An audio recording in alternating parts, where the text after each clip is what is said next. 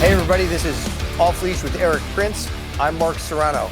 Erik is coming to us from an undisclosed location on the Unplugged technology.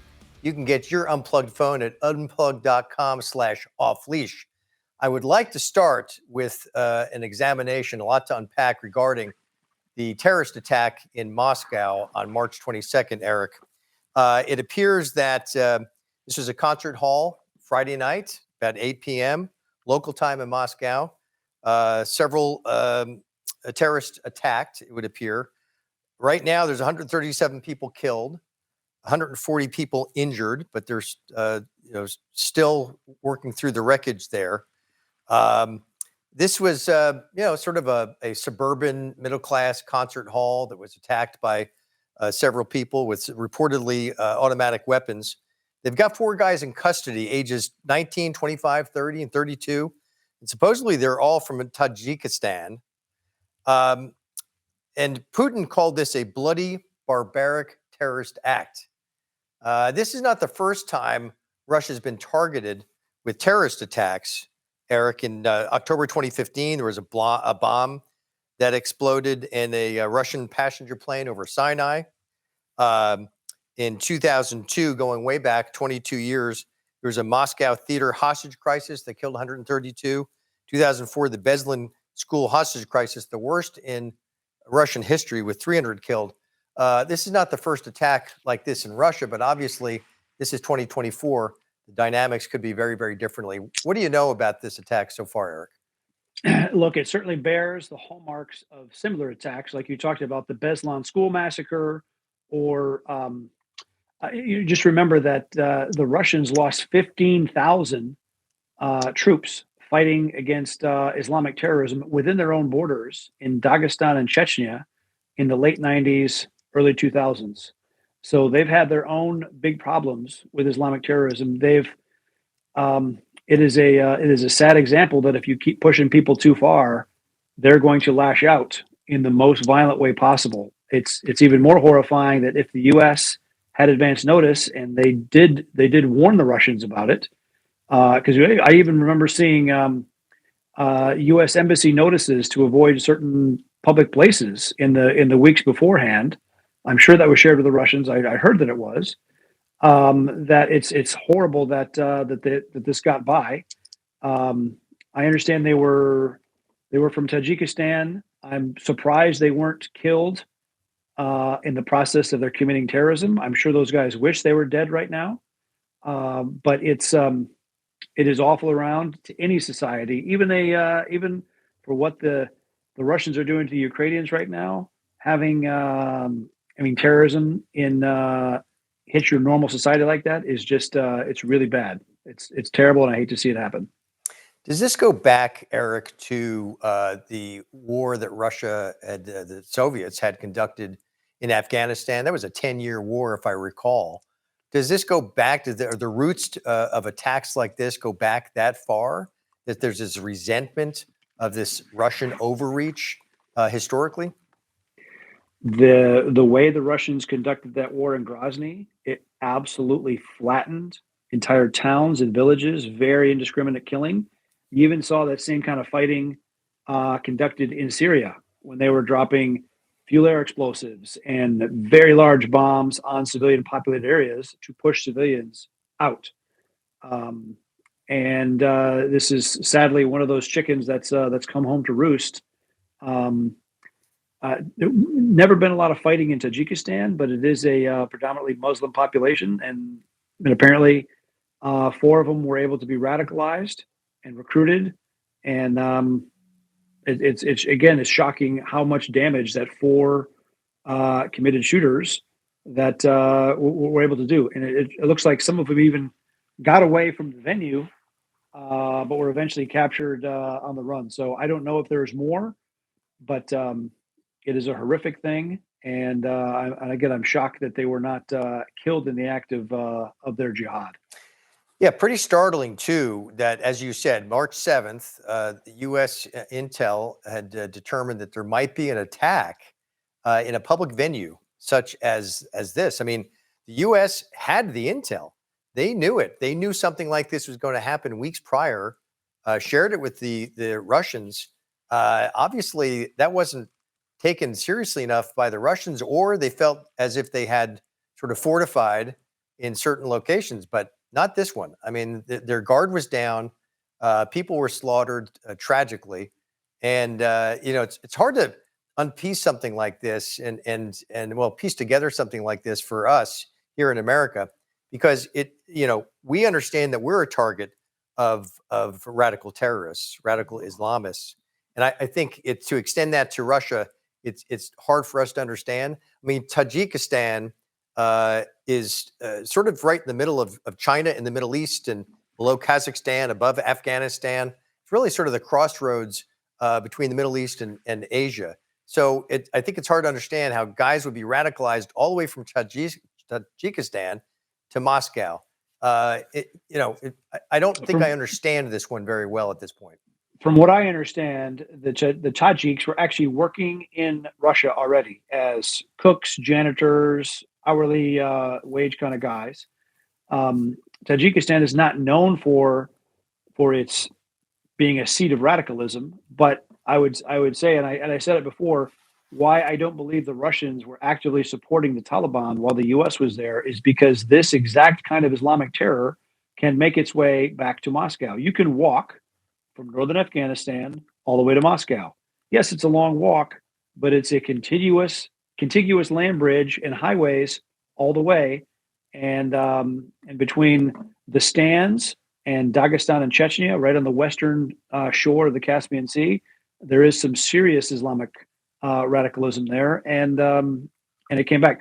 The last time they had a big attack in a opera house, they had a hostage standoff, and the Russian CT forces actually used a kind of a sleeping gas to try to put the entire place to sleep, to try to go in and separate terrorists from civilians, but it didn't work very well. So they ended up killing inadvertently a lot of the hostages by gassing them, with too much gas. So it is a terrible thing. And I come back to when you push a society too far, radicalization will happen. And I'm in the Baltics right now, and the last time I was here was in 1991 in the spring. It was May of 1991, and I was actually on a tour called the Baltic Liberation Tour with Pat Buchanan and some folks from the Mises Institute, some other libertarians. I was just graduating from Hillsdale, and I will never forget it because we visited Father Jerry Popielsku's grave, and he was kind of the chaplain of the Solidarity movement, the labor union, the shipyard workers union that stood against communism in Poland. And his grave, Father Jerry was beaten to death by the Polish secret police after being warned so many times to stop preaching pro-God, pro-country, pro-freedom kind of homilies. And eventually they found him beaten to death in the river, flowing down river, and they buried him. And his grave is marked with huge ship chains, almost like a rosary. And I'll never forget what Pat Buchanan said. He said, people don't do this for free markets. And on that trip, we ended up going on to Lithuania, Latvia, and Estonia. And as we were leaving Estonia, I'll never forget, because all through the trip, we're visiting these government officials that had been newly elected for the first time in 70 some years at a local or state or even federal level. But the Soviets still occupied the country. So the Soviets still occupied the TV stations and the main bases and the major police headquarters. So the parliaments themselves were kind of fortified from Russian police level intervention. And officers are selling their uniforms literally for a few dollars and walking away from it. But as we were leaving, one of the people in our group put their luggage on a baggage scanner at the airport, and it goes through, and it looks like there's a big manhole cover in this suitcase. And sure enough, the Soviet border guard opens up his case, and he said, "This is a very big problem," right? Because he opens it up, and there's a manhole-sized cover. It was a bronze bust of Lenin that someone had yanked off a building, and our friend bought it. And the Russian and our friend said, "Well, how much to make the problem go away? And he said, $50. And that was it. $50 for a bust of the founder of their country. And I thought, man, if they're selling Lenin for $50, the Soviet Union is not going to last long. And sure enough, 4 months later, it was Yeltsin on the steps of the parliament, and the Soviet Union was done.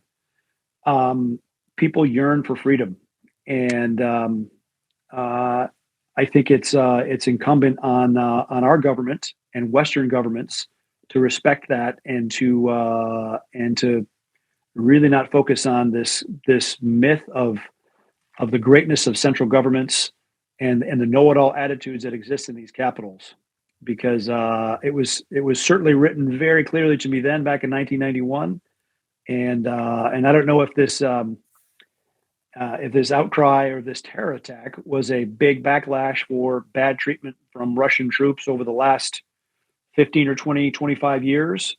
It could be, but respecting people's freedom and respecting their ability to live and breathe, that exists in the Middle East, and I don't think the Israelis are ever going to get to a spot of peace until Israelis can live in peace and respect, but also the Palestinians can live in a peaceful, respectful place. And to get people that motivated and so hating people that live across the fence, the Israelis are not going to have long-term peace until they solve that in a fair and equitable way.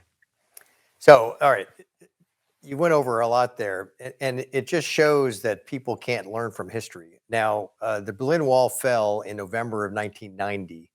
I actually had the opportunity to be in Berlin in February of 91. And I had a similar experience in that I actually went through Checkpoint Charlie, went to East Germany, and it was like going from a Technicolor world to a black and white world, from Yep. west to east. And sure enough, the Russian soldiers were stranded there and selling out of the back of their cars, the trunks of their cars, military hats and coats and whatever they could, just to They were try to get selling back home. anything they could get money for. Yep. To get back home. But fascinating that we don't learn from history. I mean, that was very startling for me to be able to see the effects, just the physical, perspective of what East Germany must have been like. And here we are, all these years later, and fascinating that you had that tour in '91. Here you are, 32 years later, in the same region, and a lot of these lessons have not been learned. Well, It's fascinating. and today is Deportation Day in the Baltics, and it's a day that right after World War II, more than 20,000 people were deported from one of the countries. And it was basically a lobotomy of the entire political, business, educational class of people for the entire country.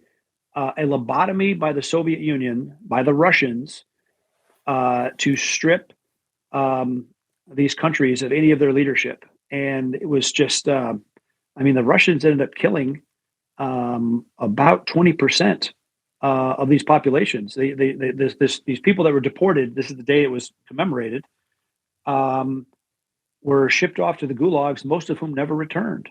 And if the Russians don't think that their neighbors don't hate them for a reason, it's days like day that makes it very, very clear. And again, circling back on the Middle East, I'm in no way am I making an excuse for what what Hamas did on October 7th. It is wrong. But man, until you can, you give the balance of the population a way to live respectfully and to see a path forward, you're going to continue to have problems there. We're going to have problems in the inner cities of America. But unless people see a path forward of economic and political freedom, and religious freedom, of course, the big backlash is going to continue to happen. Well, these, Islamic radicals don't seem to have the same values and principles, right? They're willing to sacrifice their women and children for the sake of Allah, right? Or the holy war. Some of them do, for sure. Right, and so I think it's difficult to relate to that. But look, soon after this terrorist attack, presumably, this is maybe Islamic terrorists We don't know yet, really, all the details. But right away, the finger pointing began, right? Where there were those who were saying, well, they were heading to Ukraine from Moscow afterwards. So naturally, there's this attempted tie-in with Ukraine, where there's trying to an attempt at finger pointing back at Ukraine, which kind of blows my mind a little bit. I don't see the connection so far from what we know. I don't know. If I were trying to make an escape and evasion from Russia, I would probably go to the place that had the most porous, most chaotic border, which is certainly the border with Ukraine currently. So, but Okay, yeah, yeah, understood. Yeah, well, it's you're right. I mean, with what's happening in the world today, Israel is under tremendous pressure to ceasefire. United Nations just passed a security resolution calling on Israel to ceasefire. Not, I don't think it says it was anything about passed. hostages. The U.S. only abstained. They didn't veto for the first And the time U.S. ever. abstained. This is And the pressure that Israel's under. again, I wish they had listened.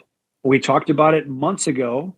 Mhm. If they had drilled and flooded, they could have taken away all of the underground weapons caches. They could have denied maneuver for their enemy, and they could have flushed out anyone underground into the open in a non-dramatic, non-kinetic way with water, not with bombs, not requiring any bombs to pass through any civilian areas.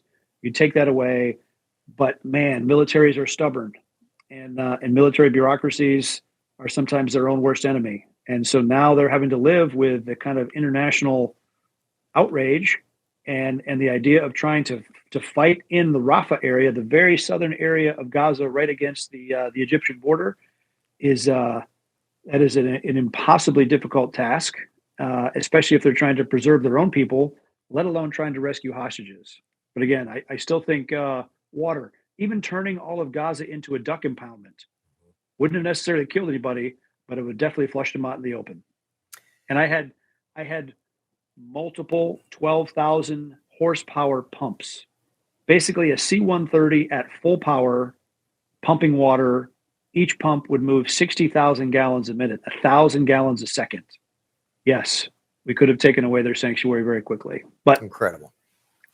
Well, I got to lessons tell you, learned, hopefully. looking ahead for us in 2024, the obviously the Islamists were responsible for October 7th, may have been responsible for March 22nd in Moscow. My greatest fear at this point, Erik, my greatest fear is with a wide open border, with millions of people having flooded in, no checks and balances, really no tracking, that we've got terrorists right here. And tragically, I think we're going to see similar attempts at attacks like Moscow just suffered. What do you think? 1% of a million, 10,000. 1% of 10 million, 100,000. Do the math. The likelihood of some bad eggs. Well, we know that Venezuela and other countries emptied their prisons, flushed all their convicted murderers, thugs, everything else, rapists. Said, well, we don't want to store them anymore. Send them to America. Trump was right to call bullshit on this and to end that nonsense. And Biden and Mayorkas proudly did the exact opposite. And so I'd say, yeah, buckle up, America, because we're gonna sow the wind, reap the whirlwind. We will reap the whirlwind of some really bad, intentional Biden policies. Well, and I'll tell you what, Donald Trump said in, my goodness, June of 2015, he said they're not sending us their best. And it's That's correct. talk about echoing And 8 years later. And the media scoffed at him for that, and sadly, he's going to be proven very, very right. Well, he's a racist. He's a racist for saying such a thing. When the reality is, we're facing the threat of attacks here on our soil this year, and God help us. I mean, what on earth is the FBI doing instead of going after, still making arrests for January 6th trespassers? I think they ought to be putting their focus on routing out and interrogating and finding potential terrorists here in the U.S. And while the FSB and the Iranians run an active acquisition program here of American computer chips and semiconductors to fuel their own war machine, guiding for their precision weapons, for their loitering munitions, etc., those have Western chips in them. So again, the FBI views it's more important to get after January 6th Trump voters than to actually do their counterintelligence job. Well, look, really significant. Let's exit with this, Eric. Really, really significant, I think, that you're there in an undisclosed location in the Baltics on such a somber anniversary date in that region, looking back to the Soviet era, flushing out the best of the best from those countries, and what's happening in the world today. Very, very significant. Last word to you, Eric. We need to celebrate America and preserve this republic because there's nowhere for us to run if it all goes to crap here. Yeah, this is where we make our stand. Yeah, yeah. The last stand, the last great hope, as Ronald Reagan said. Well, look, coming to us from an undisclosed location, Eric's on the unplugged phone. Get yours at unplugged.com/off-leash. We've unpacked a lot here as it relates to this terrorist attack. There's 10,000 units arriving next month. So mass deliveries will begin immediately. Okay, so get yours. Inventory is coming. Now's your chance. Get yours at unplugged.com/off-leash. Look how great the technology is coming from across the world. Look, this has been a very important conversation, unpacking what's taking place in Moscow with this terrorist attack. There's more to learn there, but obviously a lot of lessons to learn from the past. Thanks for joining us here at Off Leash with Erik Prince. I'm Mark Serrano. Until next time, thank you.